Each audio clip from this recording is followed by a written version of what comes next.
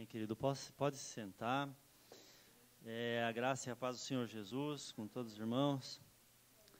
E eu queria convidar você para a gente abrir a Bíblia lá em 2 Reis, no capítulo 5. Essa é a passagem que o Senhor desceu no nosso coração para essa manhã. E a gente obedece, a gente não é louco de desobedecer, né? Então, enquanto você vai achando 2 Reis, capítulo 5, eu aproveito para agradecer a hospitalidade maravilhosa dos irmãos. E me sinto muito bem aqui, me sinto muito em casa aqui.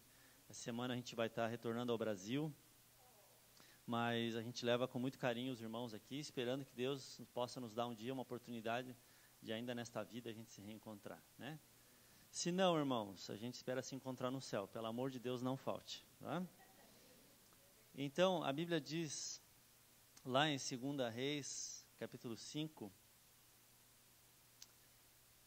e no versículo 9, 2 Reis 5 e 9. Veio, pois, Naamã com os seus cavalos e com o seu carro, e parou à porta da casa de Eliseu. Então Eliseu lhe enviou um mensageiro, dizendo: vai e lava-te 7 vezes no Jordão, e a tua carne te tornará e ficarás purificado. Porém Naamã muito se indignou, e se foi dizendo: eis que eu dizia comigo, certamente ele sairá, e pôr-se-á em pé, e invocará o nome do Senhor seu Deus, e passará a sua mão sobre o lugar, e restaurará a lepra. Não são porventura Abana e Farpar, rios de Damasco, melhores do que todas as águas de Israel? Não me poderia eu lavar neles e ficar purificado? E voltou-se e se foi com indignação. Então chegaram-se a ele os seus servos e lhe falaram, e disseram: meu pai, se o profeta te indicasse alguma grande coisa a ser feita, porventura não a farias? Quanto mais dizendo-te ele, lava-te, ficarás purificado. Então Naamã desceu e mergulhou no Jordão 7 vezes, conforme a palavra do homem de Deus. E a sua carne tornou como a carne de um menino, e ficou purificado. Então voltou ele ao homem de Deus, ele e toda a sua comitiva, e veio e pôs-se diante dele, e disse: eis que tenho conhecido que em toda a terra não há Deus, senão em Israel. Agora, pois, te peço que tomes um presente do teu servo. Porém Eliseu respondeu: vive o Senhor, em cuja presença estou, que não tomarei. E instou com ele para que tomasse o presente, mas ele recusou. Amém? Irmãos, nós vamos falar um pouquinho sobre esse homem, esse guerreiro ilustre do exército da Síria, chamado Naamã. Uma passagem bem conhecida, mas é aqui que o Senhor quer falar conosco essa manhã. A Bíblia fala lá, e aí eu vou descrever um pouquinho do que é os primeiros versículos desse capítulo. A Bíblia fala que Naamã era um homem de muito respeito no seu povo, porque ele era um herói de guerra. Através dele, general do exército, Deus, porque é Deus que governa o crente e o não crente, Deus governa o universo, amém? Ele é rei dos reis sobre todas as criaturas. A Bíblia diz que, mesmo quando a gente não reconhece, né? Às vezes a gente não reconhece, mas ele continua sendo. A Bíblia diz que Deus operara livramentos, vitórias militares para aquele povo através da mão desse homem, mesmo ele não reconhecendo. Portanto, ele gozava, ele desfrutava de muito respeito. Onde ele passava, ele tinha a sua armadura, ele tinha as suas armas de combate, ele tinha os seus soldados particulares, e ele era um braço direito do rei daquele país. A Bíblia diz mais para frente aqui que até quando o rei entrava para adorar, o rei se apoiava no braço poderoso de Naamã. O rei confiava em Naamã. Então Naamã tinha lá as suas medalhas no peito, tinha lá todo o seu currículo invejável. Todo mundo queria ser como Naamã. Naamã era o ídolo daqueles meninos, daquela geração. Ele era o super-herói do povo. Ele era o mito. Só tinha um problema, é que debaixo daquela armadura reluzente, atrás daquelas medalhas, por baixo daquele currículo invejável, Naamã estava leproso. E a gente sabe que nas Escrituras a lepra é constantemente usada por Deus para simbolizar pecado.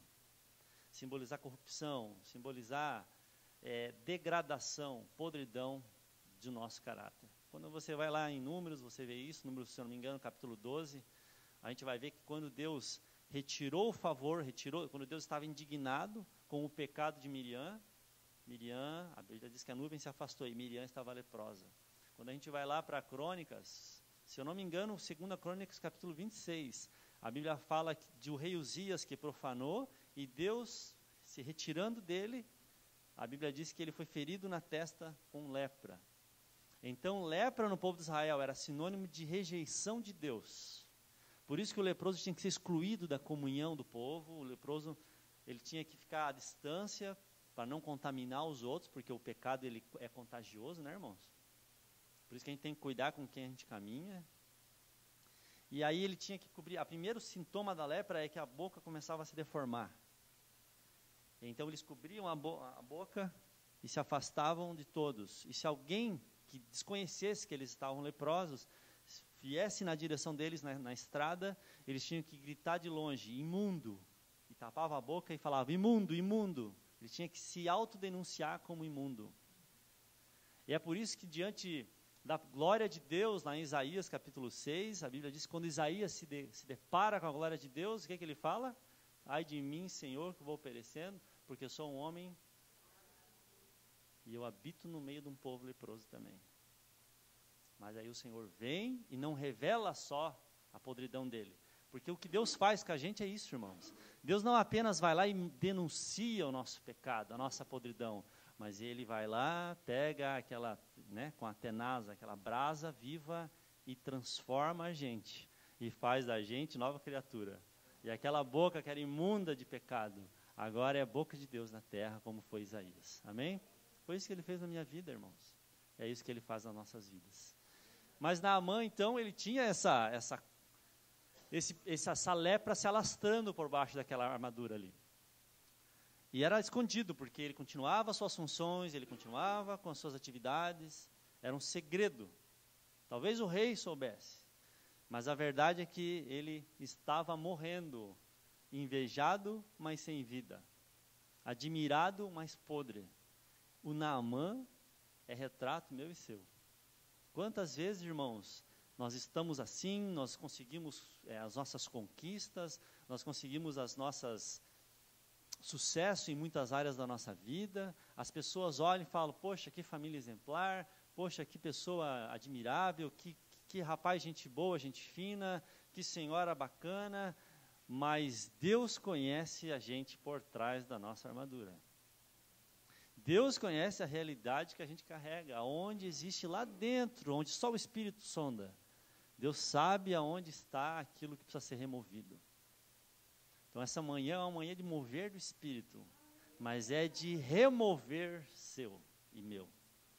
Porque para Deus mover, a gente também tem que remover. A gente tem que remover a pedra, a gente tem que remover a máscara, a gente tem que remover a armadura, a gente tem que remover muitas coisas do caminho dele. Amém, queridos? Então não é a palavra que eu queria pregar, tá?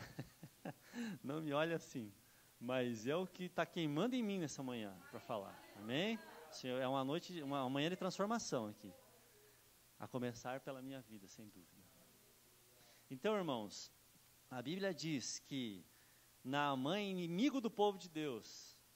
E aí ele vai lá em Israel e traz cativa uma menina. Alguns estudiosos dizem que ela devia ter entre 12 e 13 anos de idade, para servir como empregada dele.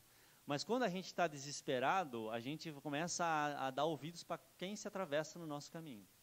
Conforme a gente vai testando as soluções que nos são apresentadas e elas vão se esgotando, a gente começa a entrar em desespero.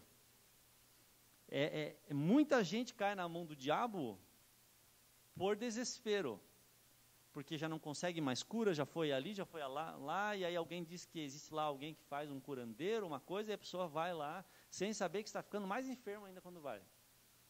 Mas também é fato que Deus usa muitas vezes os nossos desesperos para nos atrair para Ele. E a Bíblia diz que Naamã, que jamais ouviria aquela menina desprezível, que era escrava dele, a Bíblia diz que aquela menina, de maneira ousada, porque todo evangelista é ousado, disse, quem me dera que ele estivesse em Israel, porque lá tem um profeta. Esse profeta poderia curá-lo. Olha a coragem dessa menina. Porque se ela fala e a cura não acontece, quem que ia perder o pescoço? Ela. Então, às vezes, a gente se fica receoso de evangelizar, porque a gente vai... deixa eu só abrir um parênteses. Eu lembro de uma vez que eu estava trabalhando com uma família que era bem envolvida com o espiritismo.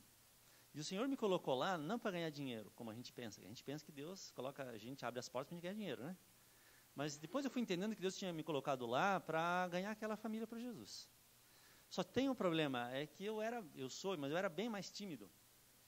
Então, teve um dia que a dona da empresa onde eu trabalhava falou assim, eu estou com uma dor de cabeça terrível, eu não aguento mais, eu preciso me deitar, eu não suporto, já tomei todo tipo de remédio, não adianta, o médico não acha o problema e tal.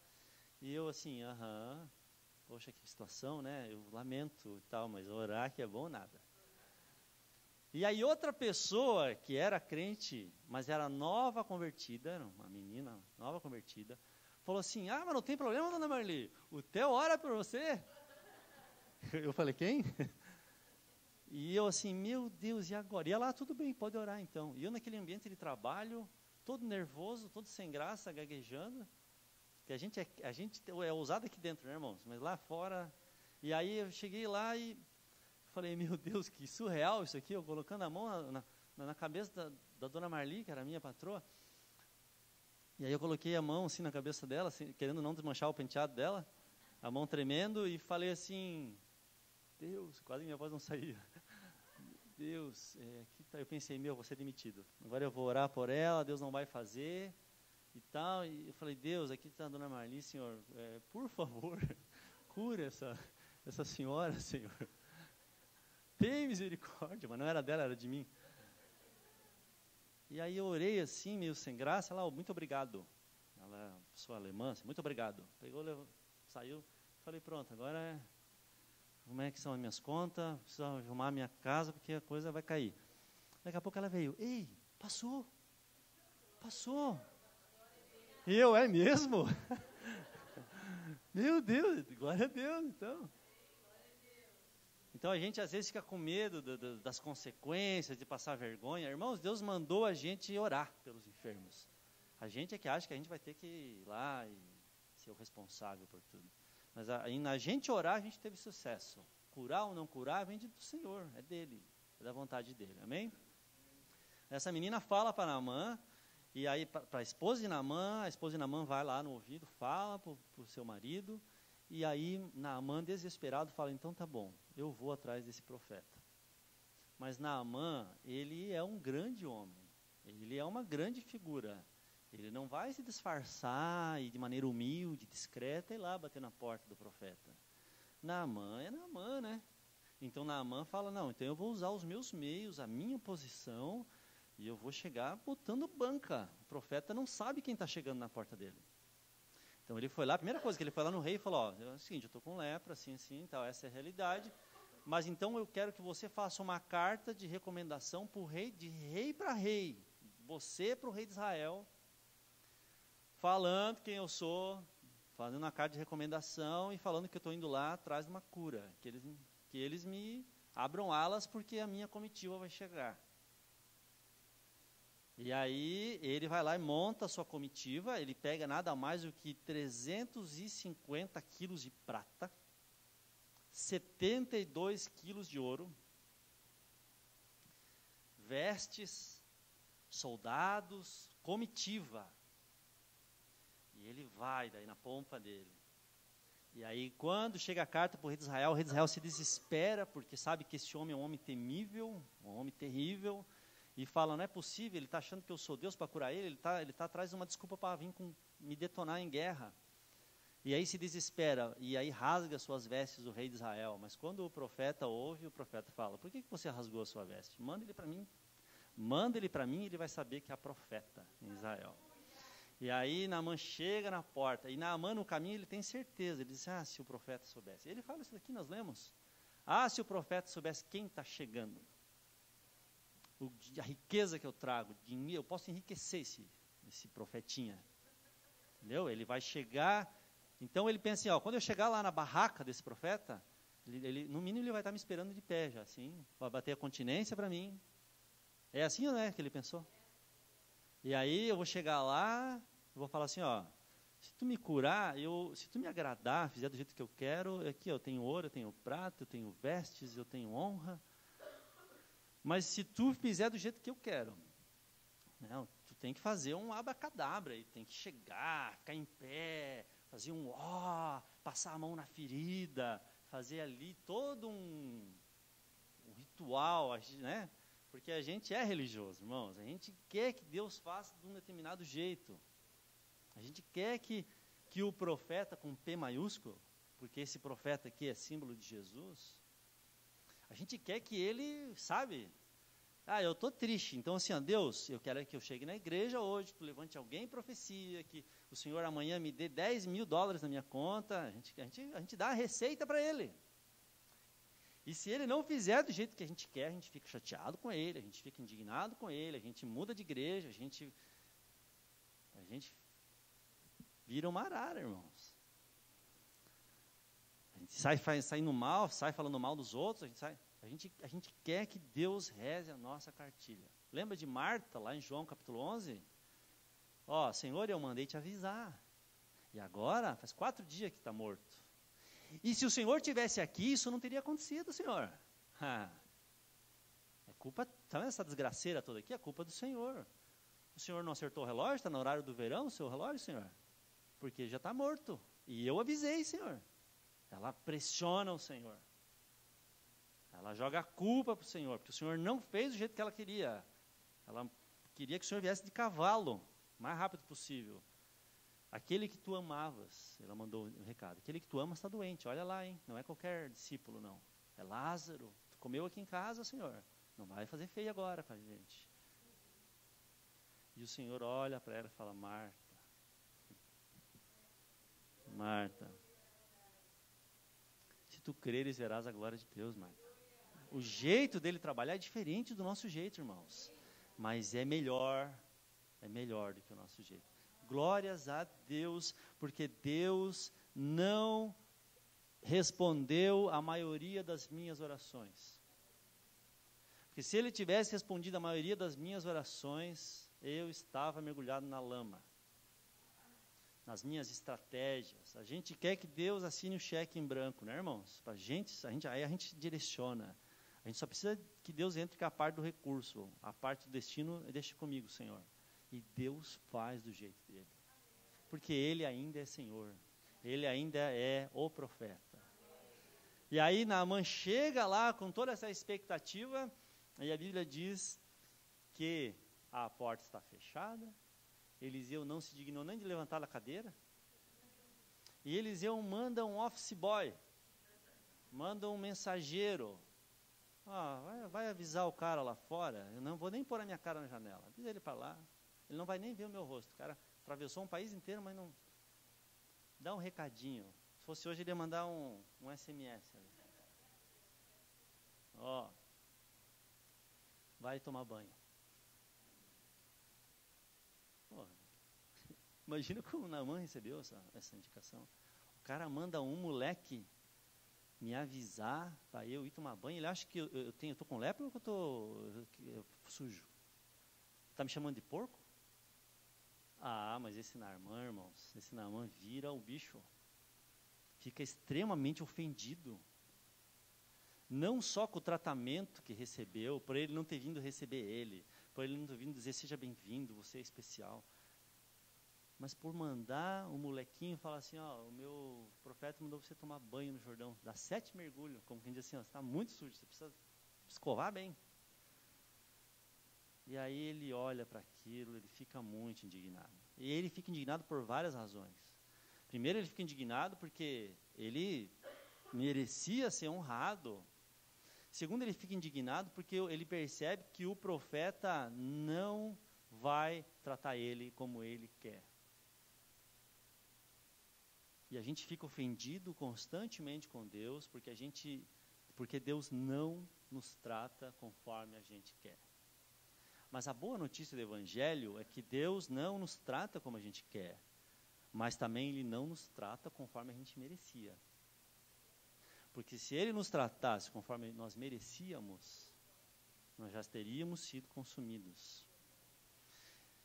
Então, é um escândalo do Evangelho quando a gente começa a caminhar com Jesus e percebe que Ele, tem horas que Ele é Senhor. Tem hora que Ele vai lá e faz do jeito que Ele quer. Tem hora que você ora e Ele fala, espera mais um pouco. E não é um já. Tem horas que Ele te passa por provas que você disse, Deus, por favor, não deixa eu passar por isso de novo. E Ele te prova de novo, e te refina de novo. Então, irmãos, na verdade, nós não conseguimos domar o indomável leão de Judá. Ele não é igual aqueles... Lembra que, eu não sei se vocês... né, mas tinha uns asnos que o pessoal pintava, lembra? E tirava foto com a criançada em cima. Não sei se é da época de vocês isso. Em Joinville tinha umas coisas assim. Joinville também tinha cada coisa estranha, né? É, uma coisa assim, isso mesmo. Acho que os caras pichavam o animal, colocava a criança de chapéu, estava em cima, umas coisas bem... E a gente quer, às vezes, sabe, que Jesus, a gente monte nele e ele nos obedeça. Vai para cá, Senhor, vai para lá, Jesus. Mas ele não é assim, irmãos. Ele é leão. E não é desses leão velho de circo. Ele é leão de Judá. Ele é um leão forte, um leão poderoso, um leão indomável. E aí ele diz, se você vem para mim, vai ser nos meus termos e não nos seus termos. Quem dita aqui sou eu. Não é você. Você não vai me dobrar. Eu sou o Senhor, você vai se dobrar. E aí nos espanta isso, nos choca isso daí. Porque Deus não me ama mais, porque... Ou então a gente acha que a gente tem muito para dar com Deus, como o Marcos falou aqui essa manhã. Que Deus deve atenção para a gente, porque senão, Deus, eu também não vou ofertar, porque também eu saio chateado daqui. Sabe, igual Naamã chegou lá, eu tenho muito de ouro. Eu tenho muito a oferecer para esse profeta, mas o profeta não precisa do que a gente tem. O profeta, ele não está atrás da sua carteira. O profeta quer a tua transformação. E que aquilo que você for dar para ele, você dê por gratidão, não por barganha. Amém, irmãos? E aí esse profeta, né? E aí, é por isso que hoje está um moleque aqui falando para você, né? Deus mandou esse moleque aqui para falar para você, vai tomar banho. Vai tomar banho. Porque a Bíblia diz lá em Mateus capítulo 5, se eu não me engano no versículo 8, bem-aventurados são os limpos de coração, porque eles verão a Deus. Amém? Então nós chegamos na presença de Deus de coração impuro e a gente reclama, porque o pregador não fez a gente ver a Deus, porque as músicas que a irmã Anne canta não deixaram a gente ver. Mas o nosso coração está impuro. A gente chega diante de Jesus como Naamã chegou na casa de Eliseu, achando que, não, irmãos, não. O Senhor, não, a sua intimidade é para os puros de coração, não para os leprosos de coração. Mas aí ele manda mensageiros, que são bem do jeito diferente que a gente queria, para falar o seguinte, hoje é dia de purificação. E quando você for purificado, em obediência a Ele, então você vai voltar e vai ver a face do Senhor. Amém? E aí, outra coisa que ofende Naamã é porque Naamã queria uma missão difícil. Naamã, se Eliseu chegasse para Naamã e falasse, Naamã, o negócio é o seguinte, para você ser curado, eu preciso fazer uma poção aqui, que é feito com a gema do ovo de uma águia que está lá em cima do topo do Everest, e você vai ter que ir lá me buscar para mim. Naamã falava, então tu vai ver do que se eu não busco esse ovo. Entende? Ele ia lá, ia buscar o ovo, e ia dizer, está aqui o ovo, agora me dá a minha cura. Nós somos assim, irmãos. Nós queremos que Deus nos dê coisas assim, desafios terríveis, para que a gente vá lá e busque a bênção. Mas não é assim. É por isso que o Evangelho humilha a sabedoria do homem. Sabe por quê? Porque o homem só entra com o pecado. E Deus entra com a graça que purifica.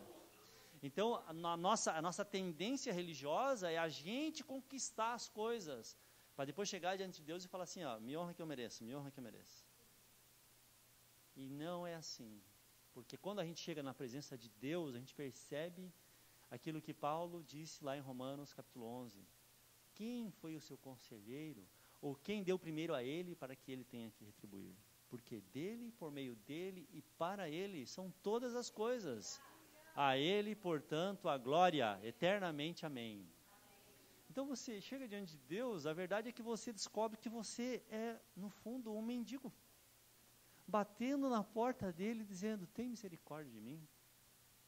Nada do que eu tenho te interessa, nada do que eu tenho vai te acrescentar nada, mas eu preciso ver a tua face, eu preciso ser purificado.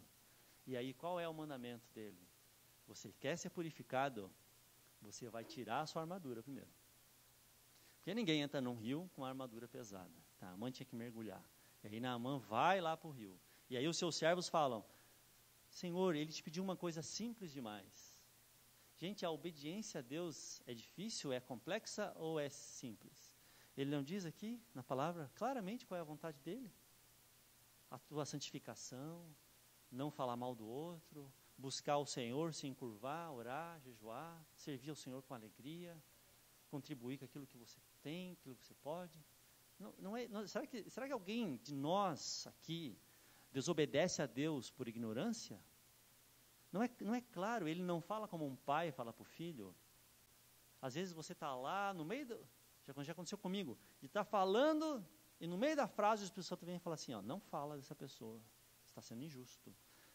Ele nos deu um professor que vai nos corrigindo, vai nos mostrando claramente: sai daqui, vem para cá, puxa lá com o gancho lá do bordão do pastor, vem para cá, sai daí. Ele vai nos conduzindo. Agora, o difícil é a gente obedecer, não porque é difícil a ordem em si, mas porque nós somos difíceis, porque nós queremos ser os primeiros na nossa vida e queremos que o Senhor nos ajude ainda, e Ele não tem interesse em nos deixar no trono. Então Ele vai nos derrubando, vai nos quebrantando, e aí a gente vai obedecendo Ele. E aí Naamã vai para o rio, então, humilhado, porque era uma coisa simples demais para um homem daquela posição, tomar banho. Mas o mais difícil, sabe o que é? Quando ele chega na beira do Rio Jordão, o Rio Jordão não é um rio assim, que tem cara de que vai purificar alguma coisa. O Jordão é barrento, é lamacento, é escuro. É um rio que não dá vontade de você entrar nele. Esse é o Rio Jordão, gente. A gente fantasia um pouco, mas o Rio Jordão é um rio sem graça. Não é um rio bonito. É um rio meio sujo, tem partes dele que é quase um valetão. Tem partes que alarga, mas não é um rio assim que você diga: pô, que rio, olha que orgulho que nós temos desse rio. E aí o Naamã olha e fala: pô, é esse rio aqui, cara? É isso aqui? Sabe, as coisas de Deus, o rio de Deus na nossa vida, a experiência profunda com Deus na nossa vida, quem está na margem olha e fala assim: não sei, não tem tanta graça isso daí.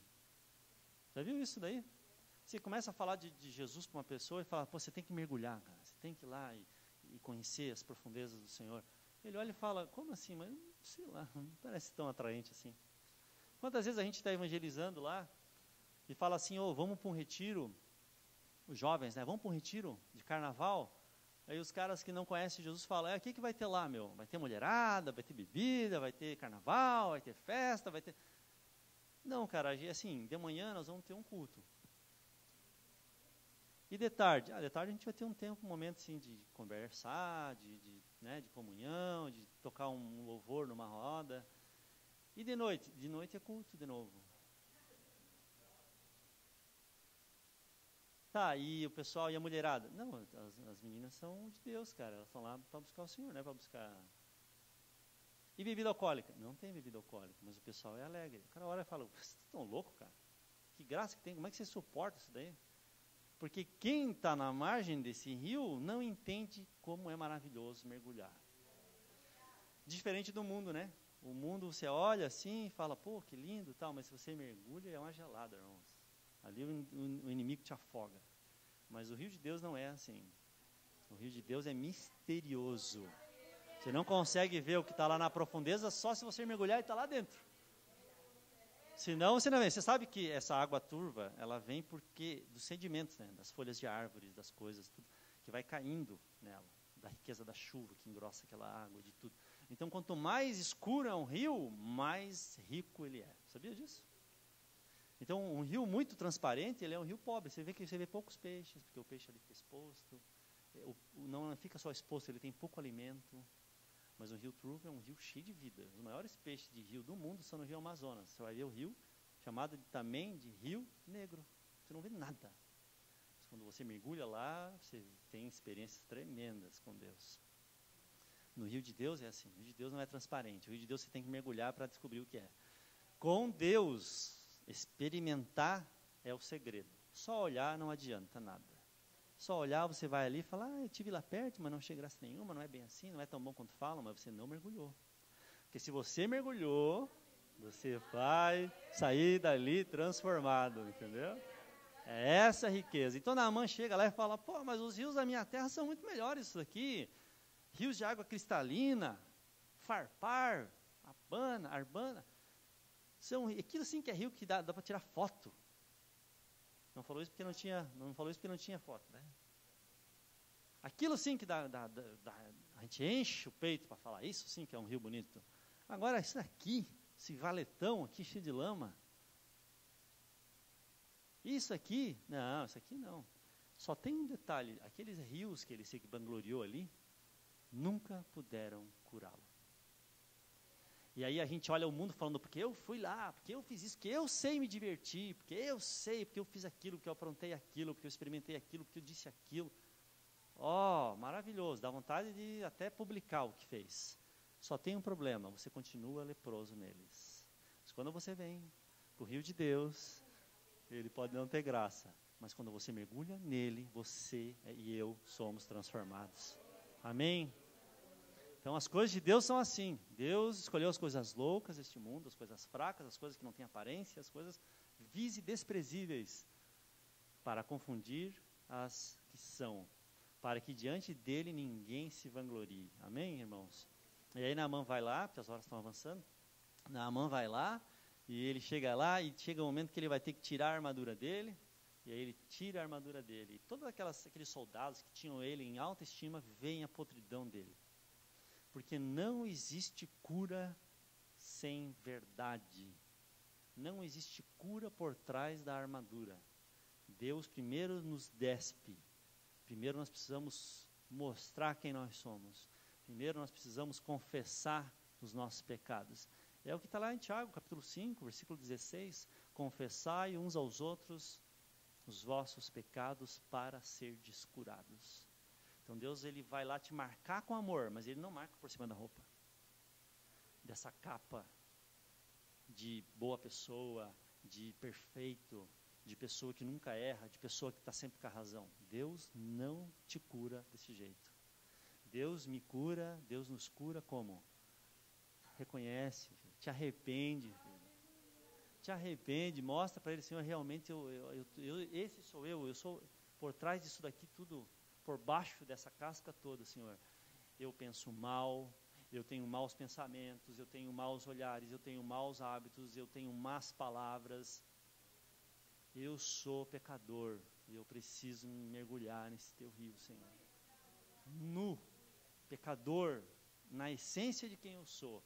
Deixa as medalhas de lado, deixa a carteira cheia de lado, deixa o currículo invejável de lado e fala para ele quem você é. Fala assim, eu sou um mendigo, Senhor, e se o Senhor não me purificar, eu não tenho esperança. Eu sou podre em mim mesmo, mas o Senhor sabe me fazer nova criatura. Trazer a carne da minha alma, se é possível falar isso, nova como uma criança, nova criatura eu sou. Amém? E aí ele mergulha. Quando ele mergulha ali humilhado, sujeito à palavra do profeta, a Bíblia diz que o inacreditável acontece. Ele sai daquela água como uma nova criatura, irmãos. Uma nova criatura. E aí Deus é glorificado ali na vida daquele homem. Quando ele desce do salto alto dele, da glória humana dele, e ele se humilha ali em obediência, a Bíblia diz que ele se torna uma nova criatura. Deus escreve uma nova história para a vida dele. Deus traz esperança onde não havia, Deus traz mudança onde não havia. Esse é o nosso Deus. E aí ele volta lá, e aí quando ele volta lá, quem está esperando ele? Aí sim, o profeta está esperando ele. E recebe ele. E ele ainda, não, mas pega aqui. Não, não preciso, eu quero mostrar para você, eu não preciso. eu te dou, eu te abençoo. É o Senhor que nos dá, é o Senhor, ninguém compete com Ele nisso, irmãos. É Ele que nos dá vida, graça, é Ele que nos dá perdão, é Ele que nos dá esperança, é esse Jesus. Mas Jesus é muito mais do que esse profeta. E aí não tem como a gente pregar e não acabar dando glória para Jesus, né, irmãos? É esse Jesus, porque assim, Eliseu era um tipo imperfeito daquele que é o tipo perfeito. Porque enquanto Eliseu fica lá e dá uma ordem para ele ir lá se humilhar, e ele tem que ir lá sozinho mergulhar nesse rio, a Bíblia diz que Jesus, ele entra junto no rio.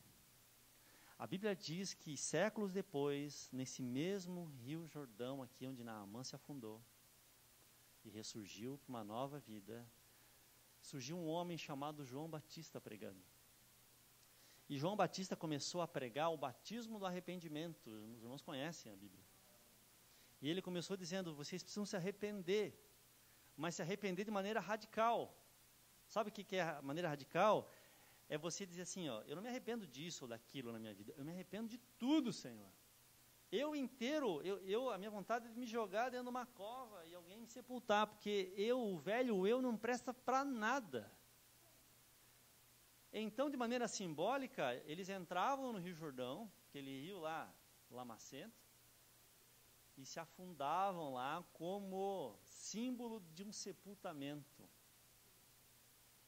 Eu estou tão arrependido de quem eu sou que a minha vontade é de sumir, é de me enterrar. E isso era público, e era humilhante demais para alguém fazer isso daí, ainda mais para um judeu.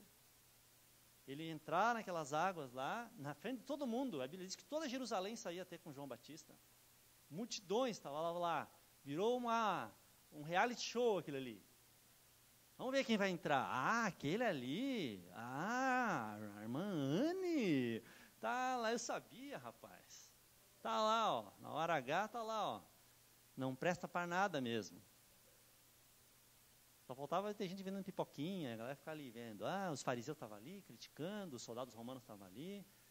E João falou, todos vocês precisam se arrepender, todos vocês precisam se humilhar e descer e entrar aqui e mergulhar nessas águas, confessando que vocês não prestam para mais nada, mas que pela fé vocês estão se reerguendo dali para uma nova vida. Então João pregava o batismo do arrependimento, e aí João disse, porque o Messias está vindo, e todo mundo disse, o Messias, ele vai ser o filho de Davi, ele vai chegar num cavalo branco, com uma espada reluzente, ele, a qualquer momento, todo mundo, meu Deus, quem será, olhando para os palácios, será que ele vai aparecer no palácio de Herodes, será que ele vai aparecer no palácio de Pilatos, e de repente Jesus vem aonde ninguém espera. Aonde que ele aparece pela primeira vez no seu ministério público? Ele aparece na fila junto com os pecadores. Não porque ele era pecador. Isso foi tão chocante que até João Batista não esperava isso. E aí ele entra lá, porque ele é o amor.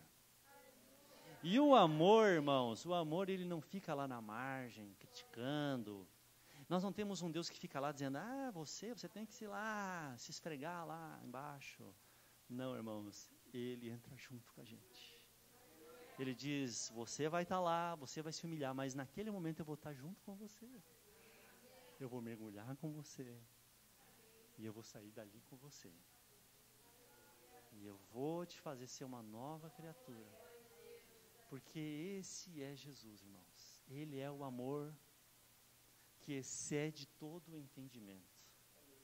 Ele entra com a gente, irmãos. Ele não diz, vai lá e faz, que depois tu volta e eu te recebo. Ele vai com a gente. Ele vai no vale com a gente. E de lá do mais profundo ele nos puxa para cima. E quando a gente sai com ele para uma nova vida, sabe o que acontece? Céus abertos, irmãos. A Bíblia diz que quando Jesus sai da água ali, o céu se abre, o céu se fende. E aí desce o Espírito Santo em forma corpórea de pomba. E aí diz, este é o meu filho amado, eu tenho prazer nele. Então quando a gente está lá com Jesus, e mergulha com Jesus, e confessa com Jesus, e se arrepende ali, com o Senhor estando juntamente conosco no rio, A Bíblia diz que a gente sai das águas e os céus se abrem para nós também. E nós olhamos e o Espírito Santo está sobre nós, como nós nunca experimentamos antes, como nós nunca ouvimos antes. E aí nós ouvimos a voz do Pai dizendo para Jesus, que agora está dentro de nós, dizendo: você é meu filho amado, você é a minha filha amada, você é o meu filho amado, agora eu tenho prazer em você, agora eu sorrio para você, agora você está parecido com meu filho Jesus, porque foi para isso que você foi chamado. Então, irmãos, é um privilégio maravilhoso falar desse Jesus, falar de como Ele nos quebra, falar de como Ele nos quebranta, de como Ele nos chama à realidade, de que é dEle que nós dependemos, que diante dEle ninguém se gloria, que nós precisamos nos dobrar, nos humilhar, suplicar e obedecer, mas que Ele também vai conosco, e que Ele entra conosco, e que Ele nos faz experimentar coisas profundas, e dali Ele nos emerge para uma nova vida de aceitação com o Pai, de comunhão com o Espírito, mas tudo isso depende de nós removermos as nossas medalhas, as nossas armaduras, e dissermos: sim, Senhor, eu quero me humilhar. Eu queria concluir, irmãos, ainda lembrando da história de Jacó. Você lembra da história de Jacó? Jacó vestiu uma capa que não era dele. Jacó disse: eu quero ser abençoado, eu quero ser bem-sucedido. E o que ele fez? Vestiu, se fez de Esaú, se fez passar por uma pessoa que no entendimento de Jacó merecia a bênção, porque era o primogênito, realmente ele merecia. Então Jacó falou: a única maneira de eu ser abençoado, falta de fé, tá? É eu me fazendo passar por alguém que merece. E aí ele veste aquela capa de Esaú e entra na presença do pai, de Isaac, e Isaac, diferente de Deus, já tinha a visão apagada. E aí Isaac apalpa e fala: és tu, Esaú, meu filho? E o que Jacó responde? Eu sou Esaú, teu filho. E como é que tu caçou tão rápido? Ah, porque Deus me abençoou. Ainda espiritualiza, né? A gente às vezes quer espiritualizar para cima de Deus. Ah, porque Deus me abençoou e eu cacei rápido. Daí ele vai abençoar, mas aí Isaac fala de novo: és tu mesmo, Esaú? Porque a voz é de Jacó. E aí, está lá em Gênesis 27. E aí a Bíblia diz que Jacó responde: eu sou Esaú. E aí ele recebe a bênção do pai, mas ele entra numa escola de amassamento da parte de Deus. Por 20 anos, Deus começa a tratar com esse homem que se escondeu atrás do nome Esaú. E Deus começa a amassar com ele, vai amassando.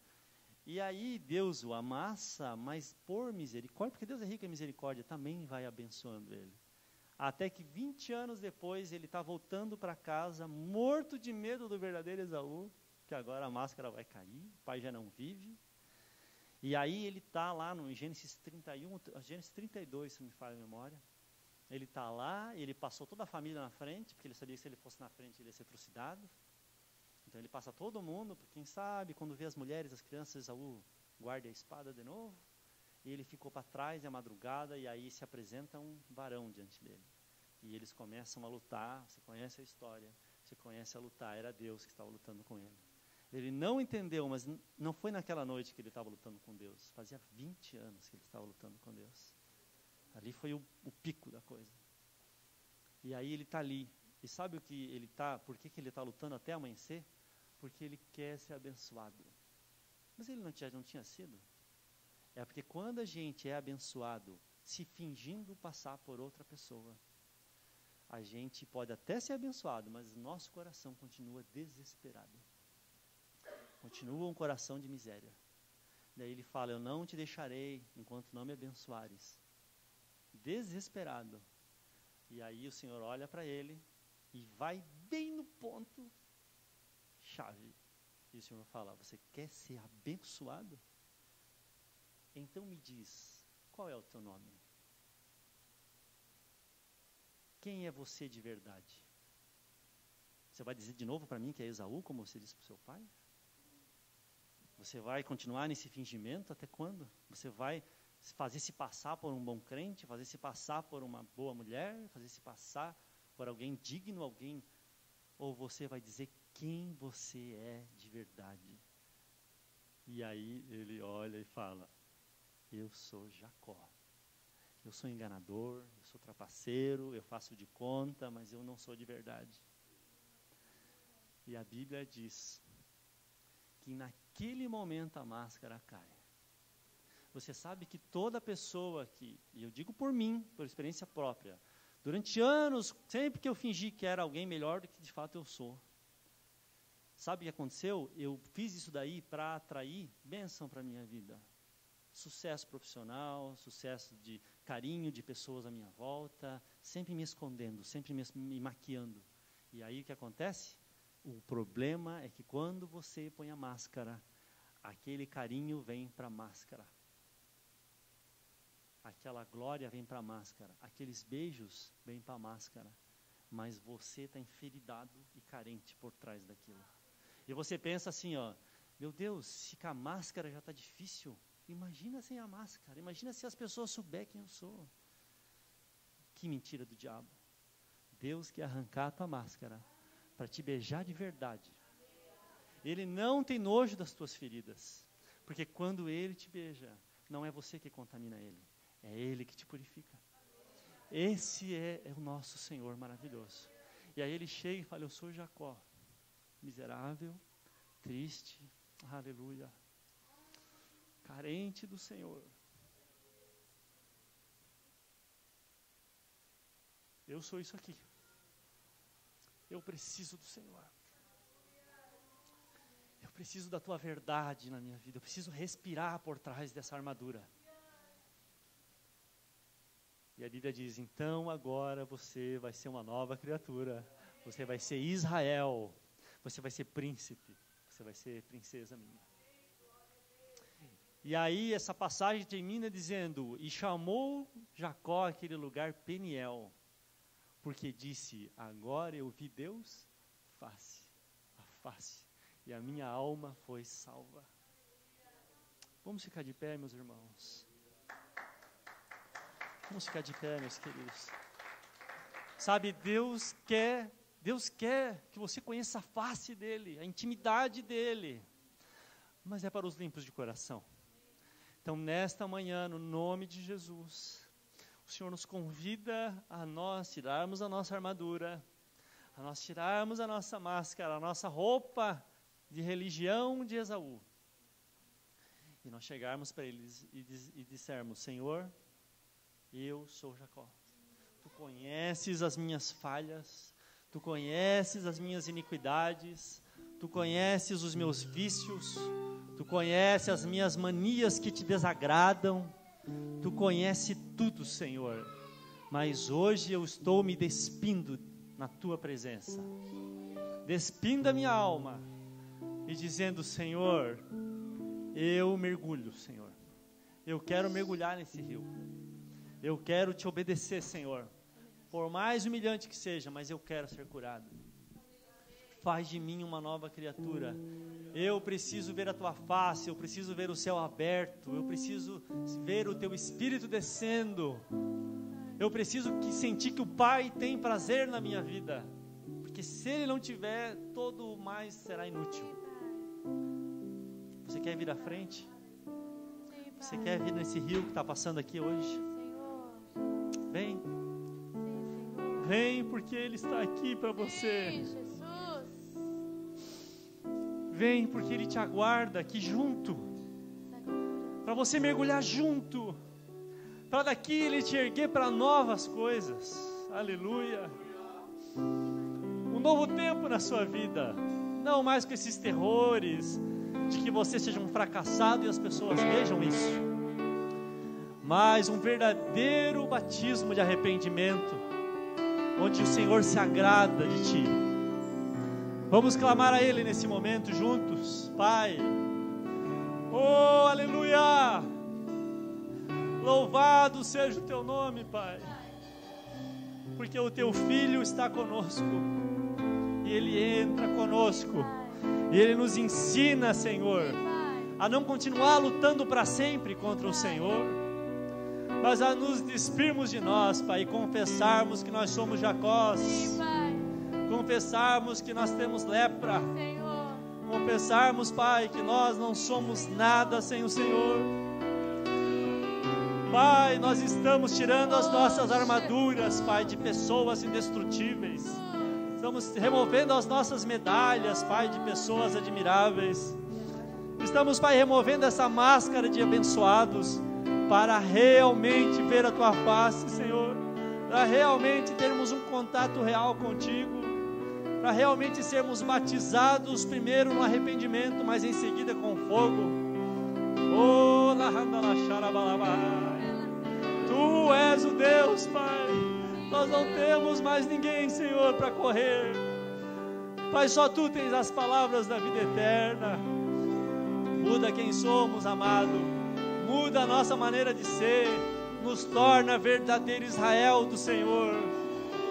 Para que, Senhor, nós possamos dar esse testemunho de que o Senhor mostrou para nós a Sua face e nós temos sido salvos. Salvos de nós mesmos, Pai. Salvos das ilusões deste mundo passageiro. Nós queremos ser um contigo, Pai. Nós queremos ver a Tua face. Nós queremos, Pai, receber a Tua graça. Nós Te agradecemos, amado. Continua trabalhando em nós, Pai. Não desiste de nós. Insiste conosco, Senhor. É o que nós Te pedimos, Pai, desde já. Te agradecemos em nome de Jesus. Amém, amém. Faço tudo, mas vem